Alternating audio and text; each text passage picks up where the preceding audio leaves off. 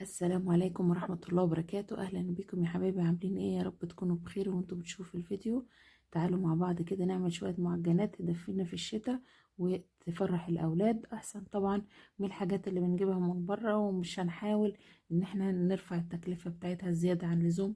احنا عارفين ان كل حاجة رفعت جامد جدا في الفترة اللي فاتت، بس احنا على قد ما نقدر هنعملها بحيث ان احنا نوفر شوية وفي نفس الوقت يعني أحسن ما نشتريها من بره. معايا هنا هعمل 2 كيلو من الدقيق.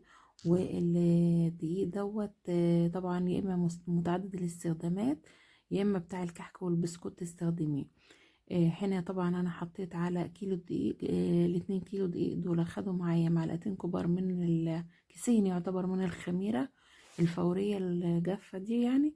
ومعايا كيس من الفانيليا او كيسين من الفانيليا او شوية من الفانيليا الخام لو عندك. وكمان كل كيلو بياخد معلقة ممسوحة من البيكنج باودر. وحطيت عليهم 3 معالق او 4 معالق من السمسم. وكل كيلو دقيق خد 3 معالق كبار من السكر. وطبعا عشان يبقى يعني لو عملنا منه شوية سادة يبقى طعمهم حلو.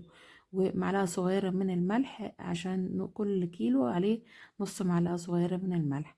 ومعايا هنا طبعا 4 كوبايات من اللي هو المج بتاع الشاي، عليهم اللي هو سمنة على زيت، سمنة بلدي على زيت. طب مش عايزين نعمل بسمنة بس، ممكن نعمل بزيت عادي مفيش مشاكل. ونجيب من عند العطار في ريحة اسمها ريحة السمنة البلدي. ريحة السمنة البلدي دي هتدي للمعجنات ريحة وطعم يعني مشابه إلى حد ما، هي طبعا مش زي السمنة بس يعني إلى حد ما حاجة برضو كويسة.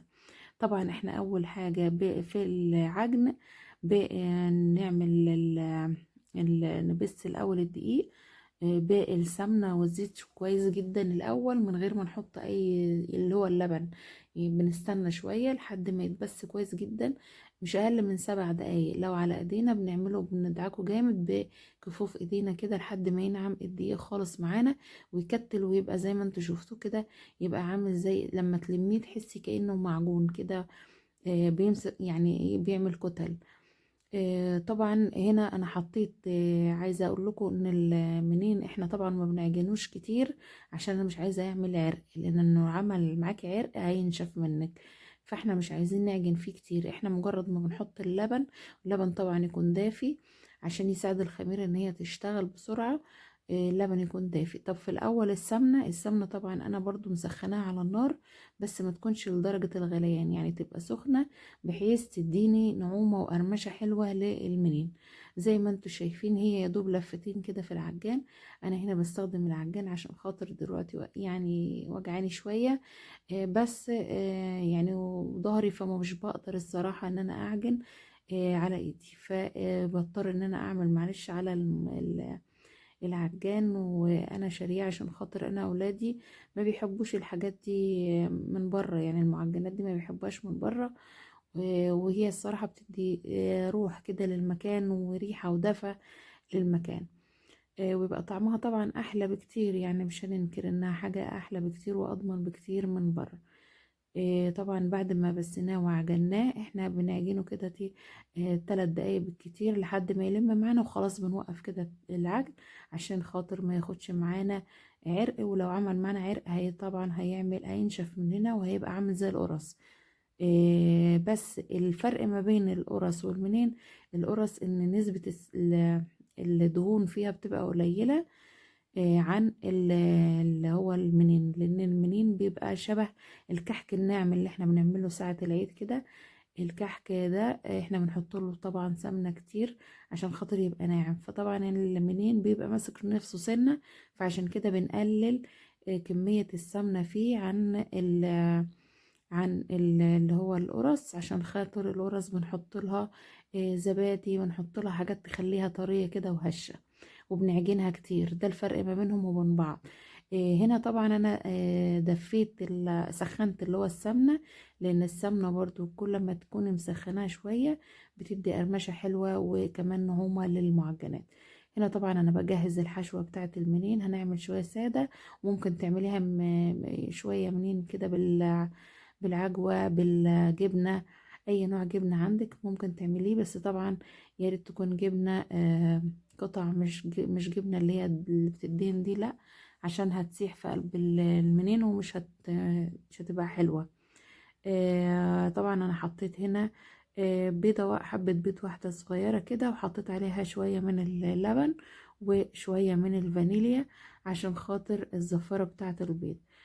دول اللي هندهن بيهم الوش، وكمان معايا شوية من السمسم هرشهم على الوش العجين كده، بس بعد طبعا ما نقطعه ويخمر شوية. العجوة هنا انا حطيت عليها معلقة من السمنة البلدي وشوية من السمسم، وفضلت اعملهم. ممكن تعمليهم تفكيهم على النار، وممكن كمان في الميكروويف كده تديهم دقيقة في الميكروويف بيسخن. بيسخن اللي هو البلح او العجوة يعني بتسخن، وبعد كده بتديني يعني القوام اللي هو الطري جدا ده عشان اعرف افردها على العجين. حطيت عليها شوية من السمسم وشوية أو معلقة واحدة من السمن. طبعا العجين بعد ما بتعجنيه خلاص بتسيبيه لمدة ساعتين أو ساعة ونص في الشتاء طبعا، عشان هيطول شوية عشان الجو شتاء، فبيقعد فترة شوية عقبال ما بيخمر معانا.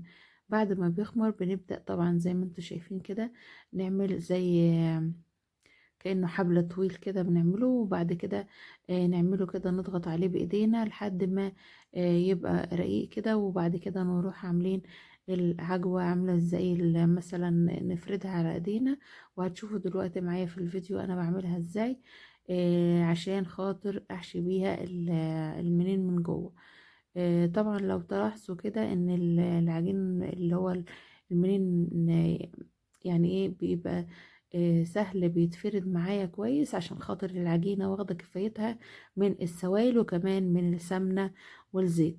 طب انا استخدمت سمنة على زيت ليه؟ عشان يمكن انا عايزة اوفر شوية في موضوع السمنة، لان السمنة البلدي طبعا احنا عارفين انها غالية جدا، وكمان الزيت، بس يعني الى حد ما بنحاول ان احنا نعمل حاجة يعني وسط. يعني انا مش هقول ان هي مش مكلفة، بس يعني في التكلفة بتاعتها تبقى وسط، لان ساعات احنا بنشتري الحاجات دي من بره بس بنلاقيها غالية على الفاضي وطعمها مش اللي احنا عاوزينه.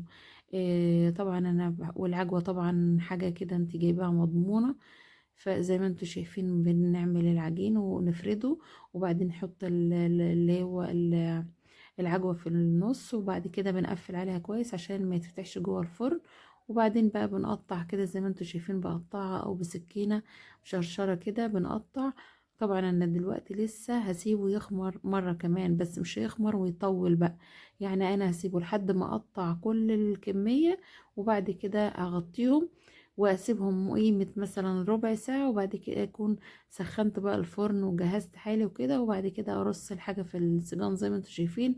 بسيبها تخمر شوية قيمة ربع ساعة، وبعد كده يعني ايه بنشغل الفرن.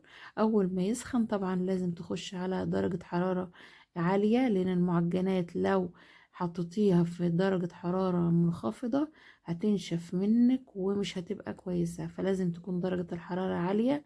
لازم كمان الفرن يبقى متسخن زي ما بقول لكم من قبلها، وتحطيها في الرف الوسطاني وتتابعيها، عشان طبعا احنا بنشغل الفرن والمروحة.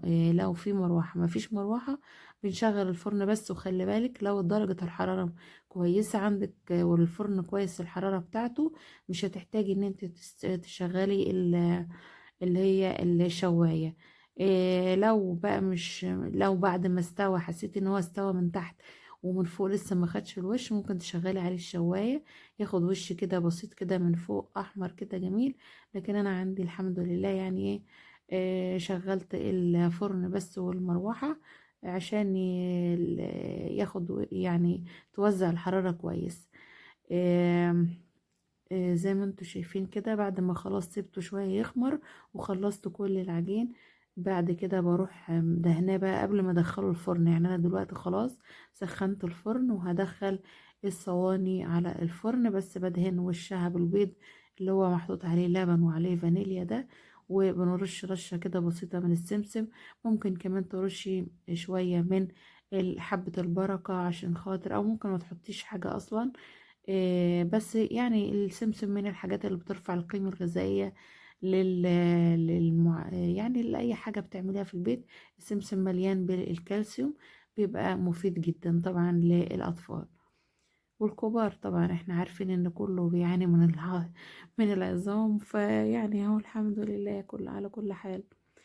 زي ما انتوا شايفين انا بوريهولكم ازاي ان هو ناعم وفي نفس الوقت محتفظ بقوامه، يعني مش بيتفرول في ايدينا زي البسكوت الكحك بقى اللي هو بتاع العيد اللي هو الصغير ده. لا ده ماسك نفسه كويس. ما شاء الله عليه، الله اكبر. ممتاز، التسوية بتاعته مظبوطة جدا جدا جدا.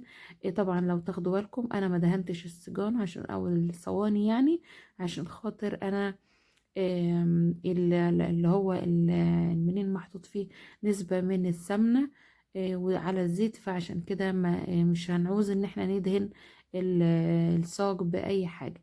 زي ما انتوا شايفين احنا بنحفظ الحاجات دي في علبة كده تكون بلاستيك محكمة الغلق، وبعد كده بنرصه كويس جدا بس بعد ما يبرد طبعا في الصواني.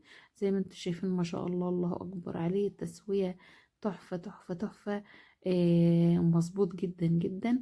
طعمه مش عايزه اقول لكم جنان، يعني اكتر من جنان بكتير. زي ما انتم شايفين انا برص في العلبه واولادي بيمدوا ايديهم ياخدوا اللي انا برصه. بألف هنا وشفا، واتمنى تكون وصفة النهاردة عجبتكم. وما تنسوش تدعوا لزيجوي بالله عليكم بالرحمة والمغفرة، وان ربنا يجمعنا به في جنة الفردوس ان شاء الله. والسلام عليكم ورحمة الله وبركاته.